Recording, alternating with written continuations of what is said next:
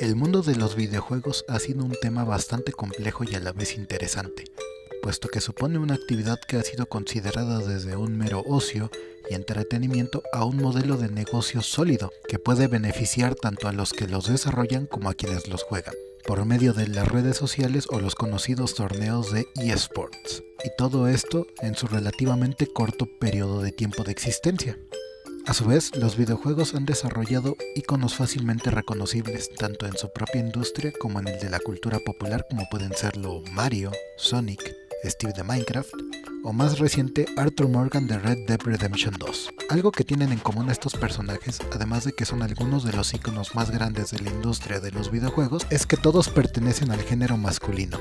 Este detalle podría no significar nada a simple vista, pero analizándolo un poco, para alguien que no juega videojuegos podría pensar que no puede haber lugar para personajes femeninos en este mundo, mucho menos que sean protagonistas de un título. Este pensamiento es erróneo, puesto que desde casi siempre ha habido videojuegos donde una mujer es protagonista, por ejemplo, los juegos de Barbie de la época de las primeras computadoras caseras. Cabe aclarar que estos juegos eran bastante simples y malos. De hecho, solo los hacían para promocionar a las muñecas Barbie de una forma muy pobre. Pero esto no soluciona el interrogante. ¿Hay protagonistas femeninos en los videojuegos? ¿Por qué no son tan populares como los protagonistas masculinos? ¿Cómo han evolucionado estas protagonistas para ser relevantes a día de hoy? Espero que estas preguntas puedan ser respondidas con este video. Muy bien, para empezar este video empecemos a tener un pequeño orden. Para poder explicar mejor la existencia y evolución de las protagonistas femeninas en los videojuegos, quiero separarlas por sus respectivas etapas correspondientes a sus épocas en las que aparecieron por primera vez en los videojuegos, siendo estas clasificaciones 2D, 3D y HD. En esta etapa nos situamos en la época donde, debido a las limitaciones tecnológicas, solamente se podía permitir crear videojuegos en dos dimensiones, donde el único estilo posible en estos títulos era el estilo pixel art. Es curioso que los personajes femeninos más famosos de esta época no sean ni siquiera protagonistas de los títulos a los que pertenecen, sino que son personajes secundarios como la princesa Peach, la princesa Zelda o Amy Rose. ¿Esto significa que en esta época no había protagonistas femeninas?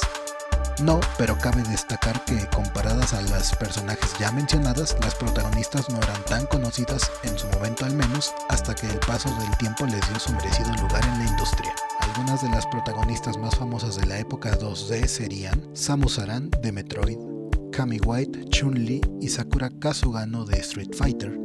Kitana y Sonya Blade de Mortal Kombat. Lo que tienen en común casi todas estas protagonistas es que todas pertenecen al género de juegos de peleas, ya que fue ahí donde se convirtieron en los personajes más famosos y queridos por los jugadores. Personajes que eran tan fuertes como los peleadores hombres, igual de capaces para ganar el torneo en el que está situado cada juego, ya sea el propio Mortal Kombat, el torneo de Bison, etc. A pesar de todas las cosas interesantes que estas protagonistas poseen, también es necesario mencionar que la gran mayoría de los jugadores les gustaban estos personajes por estar sobresexualizados, poseyendo aspectos como ropas cortas o ajustadas, atributos grandes e incluso algunos de estos personajes tenían narrativas donde su único objetivo era enamorar a algún protagonista hombre, como es el caso de Sakura de Street Fighter,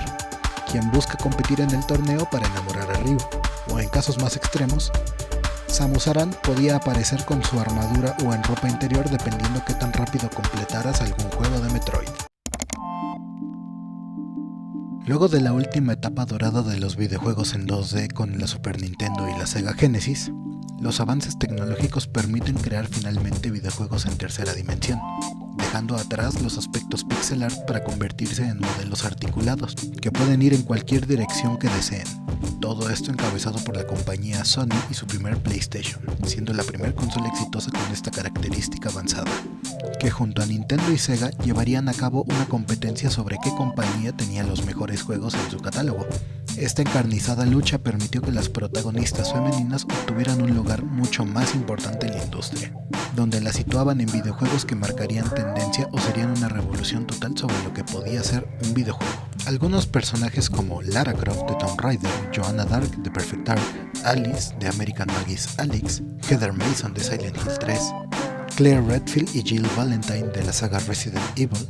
todas ellas protagonistas de sus propias historias, tenidas como la única esperanza para resolver el problema dentro de la historia del título. Absolutamente todas marcaron una tendencia en la industria. Lara Croft es el personaje femenino de los videojuegos por excelencia, incluso sin ser la primer personaje creada. Joanna Dark se convirtió en un referente sobre cómo crear un videojuego de disparos en primera persona. Jill Valentine, Claire Redfield y Heather Mason son protagonistas de algunos de los mejores títulos de sus sagas y algunos de los mejores videojuegos de terror de todos los tiempos. Si bien en esta época los personajes todavía seguían siendo sexualizados, los desarrolladores optaron mucho más por darles una personalidad carismática y o interesante, además de buenas historias que cautivaran la atención de todos los jugadores, cosa que resultó ser un éxito, volviéndolas íconos de los videojuegos y de la cultura popular en general.